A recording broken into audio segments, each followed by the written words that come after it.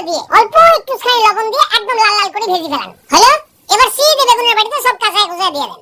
এবার একটু প্রয়োজন মতো হলুদ, ক্রাশ করা শুকনো ঝাল, গোলমরিচের গুঁড়ো, প্রয়োজন মতো লবণ আর দুইটা পেছন ফল দিয়ে ভালো করে মাখায় দেন। ওহ, যা সুন্দর একটা সেন্ট বাইতেছে না। নেন এবারে প্যান্টের মধ্যে একটু বেশি করে তেল দিয়ে বেগুন দিয়ে বানানো পাতকোয়ার পার বসায় 2-3 চামচ করে বেগুন মাখা দিয়ে গর্তটা ভর্তি করেন। এবারে পেছনে একটু তাপটা কমায় দিয়ে ঢাকনা দিয়ে একটু উল্টে পাল্টে ভাজেন। ওরে বাপ রে বাপ, দেখছেন কিরকম নসো নসো কালার হইছে। এবার আরেকবার ঢাকনা দিয়ে সাবধান বিশ্রাম যে কোনো ঢঙে 5 মিনিট দাঁড়ায় থাকেন। তারপরে ঢাকনা তুললেই সুগন্ধ স্বাদে ভরপুর মশলাদার নোবেল পুরস্কার প্রাপ্ত বেগুন ভাজা রেডি। যা টেস্ট হয়েছে না, এবারে খালি গরম ভাতে মাইকে খালি খেয়ে দেখো, একদম সেই লাগবে সেই। কেউ আবার বলবে এত চুলকানি হবে, তাকে বলি ডিম বেগুন ছাড়াই